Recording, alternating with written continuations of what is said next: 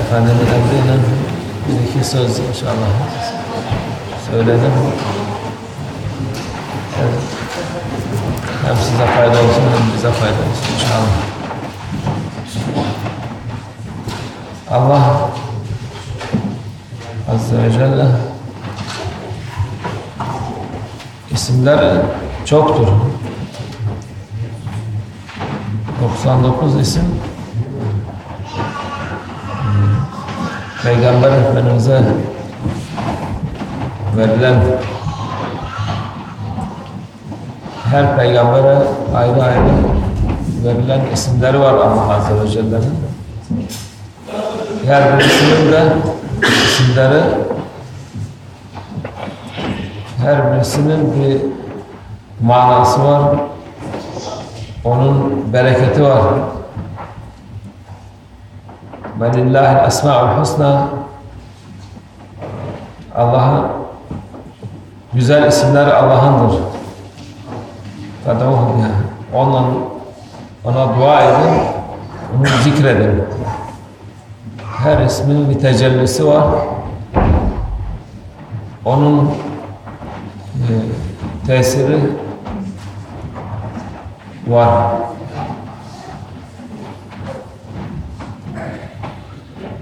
Büyük Şeyh Efendi Abdullah Dağısına Hazretleri isimleri zikredip de sohbetler yapıyordu. Şeyh Efendi, Şeyh babamız, o da yazardı onları. Teker teker yazıyorlardı. Ta ki El-Kadir, kudret sahibi Allah, ona yetişince dedi bunun manası hiç kimse açıklayamaz bunu. Oraya yetişince artık ondan sonrasını yapmadı, yani oraya kadar geldi. Ondan ötesine gitmedi. Allah her şeye kadirdir. Biz onu az bir şey ne olduğunu insanların düşüneceği kadar bir şey söyleyelim. İnsanın hiç aklına hayalına gelemeyecek şeyler Allah ona kadirdir. Her şeye Allah kadirdir. Onu başka birisi yapamaz. Onun kudretinin hudut diye bir şey yok zaten. Allah deyince hudut olmaz. Allah her şeyi o yaratmış. Yaratanın içine giremez. Hududa giremez Allah Azze ve Celle. Onun için şimdi biz burada Allah'a şükür toplanıyoruz. Bu yer mesela Berova dediler. Burada ne yapıyorsun, ne için cami yapıyorsunuz, kimse gelmez diye. Allah her şeye kadirdir. Allah istedikten sonra her şey olur. Hazreti İbrahim Aleyhisselam hanımı hem oğlu İsmail'i Mekke'ye Mükerreme'ye bıraktığı vakit orada da hiçbir şey yoktu. Milyonlarca adam geliyor. Milyonlarca adam da kabul etmiyorlar. Yer yok diyorlar. O kadar oluyor.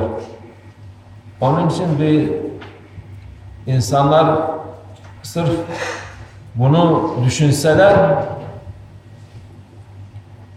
başka hiçbir şey düşünmeye gerek yok. Allah her şeye kadirdir diye onu inanarak düşünseler hiçbir üzüntüleri, sıkıntıları,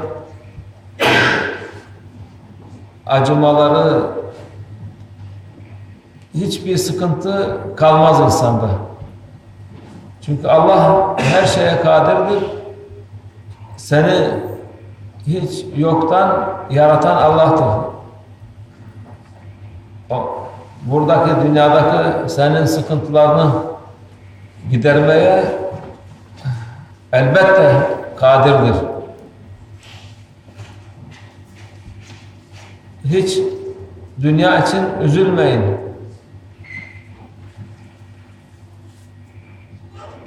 Allah kudretli, büyük kudret sahibi Allah'tır. İsterse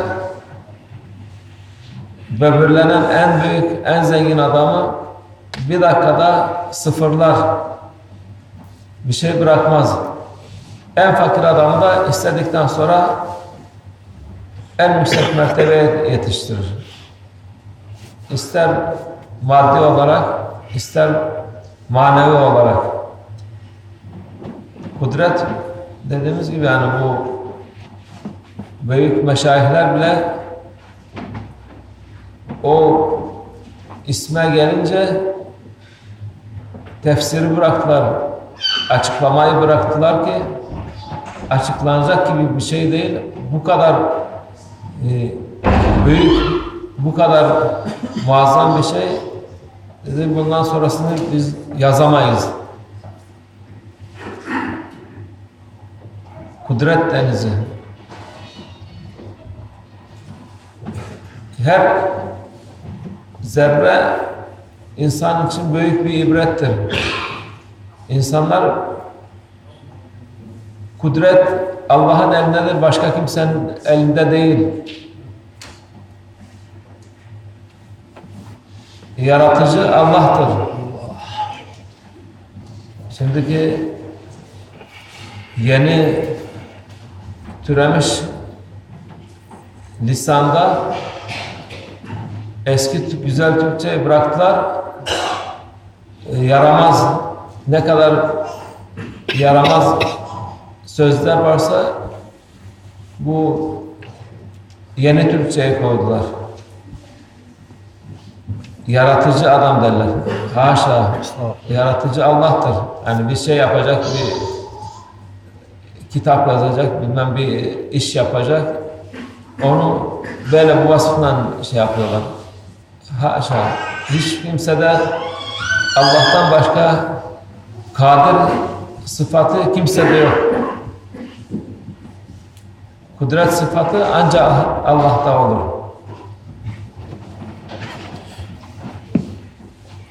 Her şey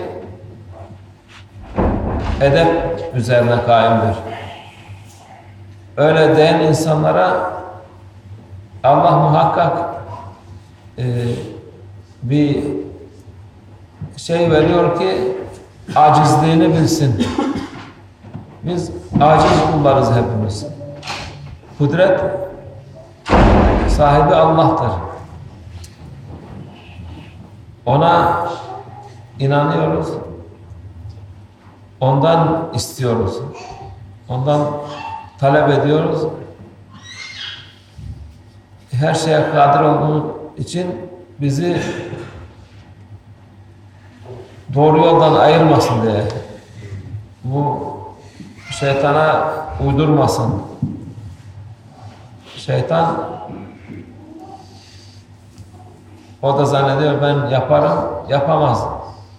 Allah'a sığındıktan sonra Allah muhafaza eder. İsterse işte peygamberlerin her birinin mucizesi, o da Allah'ın kudretin bir delili, ispatı. Peygamberler hep mucize göstermişler. O da Allah'ın elçileri olduklarını ispat etmek için. Onda bir sakınca yok. Bir normal insanın yapacağı şey olmaması lazım ki belli olsun ki bu da Allah'ın kudretlerinden bir nokta bile değil onların bütün mucizeler yapılan. Öyle bu mucizeler ki insanın aklı hayali durur.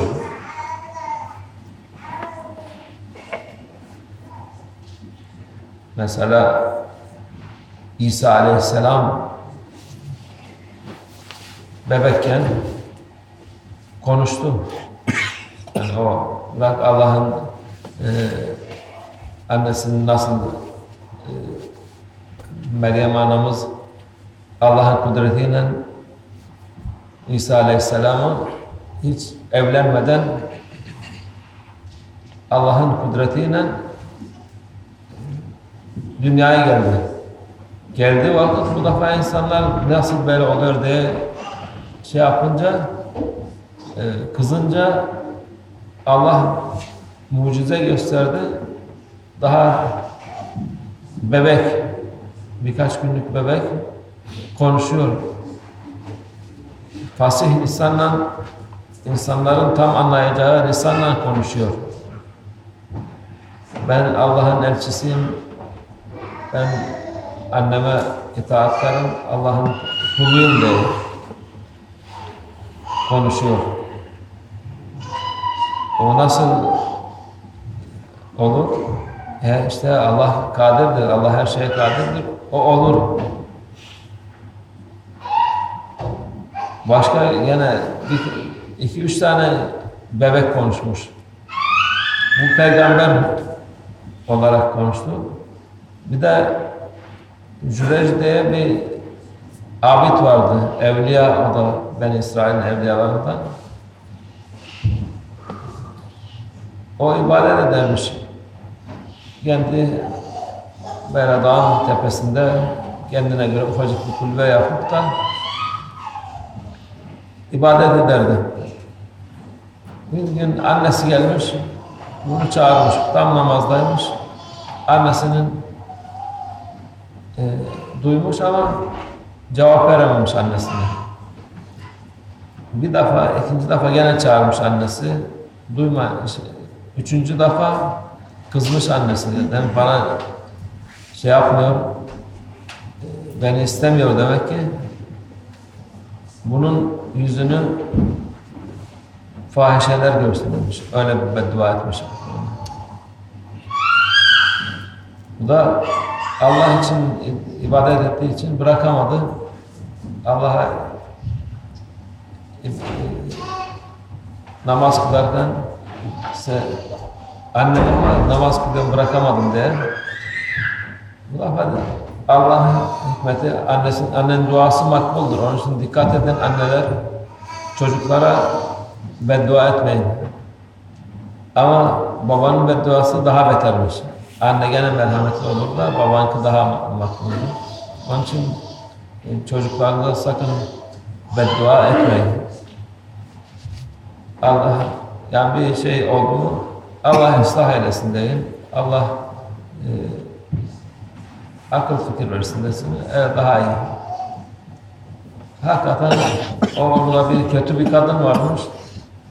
Oradaki şeyden ara demiş ki ben bunu baştan çıkaracağım. Tabii evliya bir şey yapamamış. Yani hiç yanaşmamış. O da gitmiş bir çobandan çocuk etmiş. Bu defa iftira etmiş ki bu abid bana kötülük yaptı, bu çocuk onun çocuğudur diye. Bu defa Beni İsrail kızmışlar, atlamışlar, hücum etme, dövmüşler kendisini, kulübesine gitmişler. Mübarek rezil oldum diye Allah'a yalvarmış. Beni bu kötü durumdan kurtar. Allah her şeye kadir. Demişten asanla o çocuğa dokun. Bu defa çocuğa dokununca çocuk dile gelmiş. Demiş ki bu benim babam, sen sormuşken sen baban kimdir? O Evliya Cerrah. Demiş ki benim babam bu çobandır. O vakit tövbe etmişler onlar, utanmışlar, yeniden kulübesini yapmışlar. Bu defa ondan bereket almaya gelmişler. Ne istersin? Ben bir şey istemem demiş. Yani Allah'a şükür Allah bu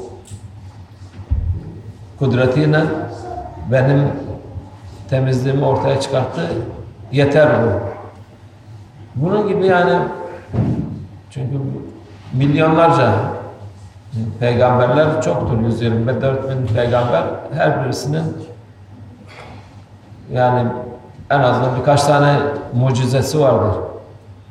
Bu mucizeler Allah'ın kudretinin işareti. Çünkü normal şimdi insanlar yok dünya şöyle yaratıldı, yok böyle oldu, şey oldu. Bu vakit kışın yağmur yağar, yazın sıcak olur. Onlar normal gibi gözüküyor.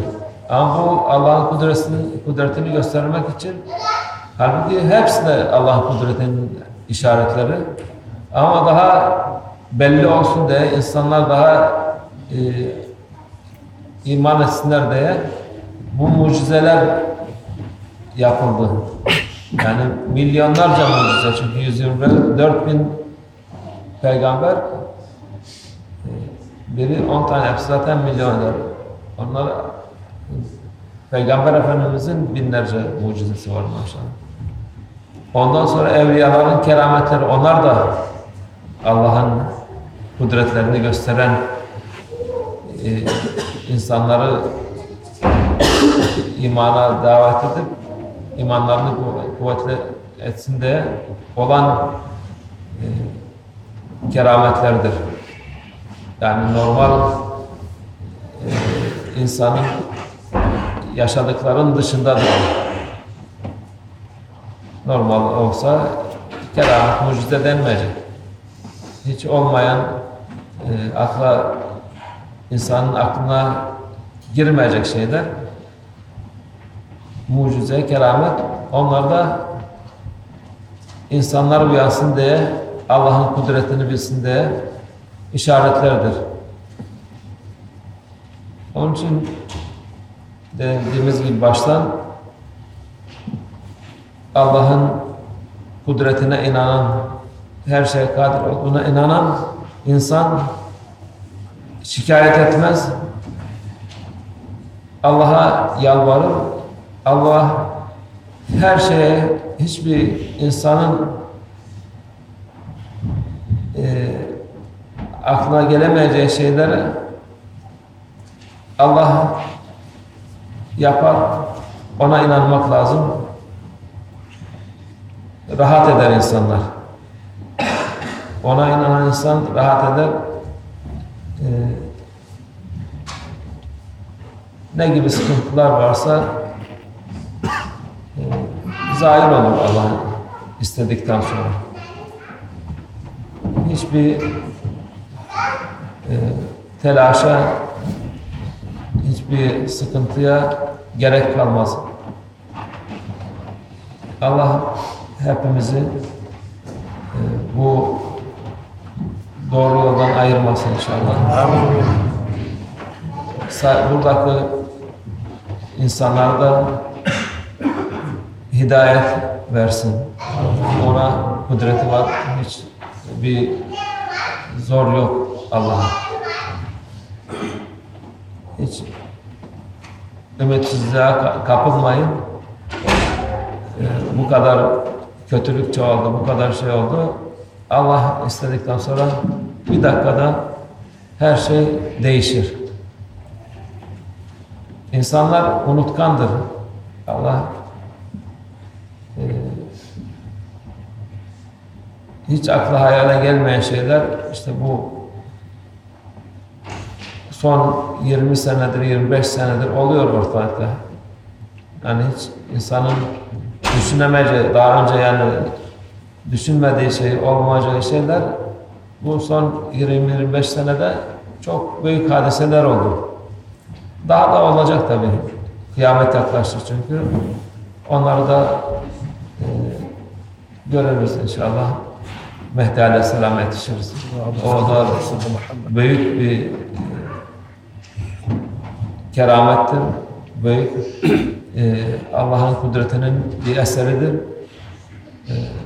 O muhakkak gelecektir. O ehl-i sünnet-ül cemaat itikadında vardır. Bir yanlış yoktur Allah'ın. Yok diyenler yanlıştadır. Ve minallah tevfik el-Fatiha.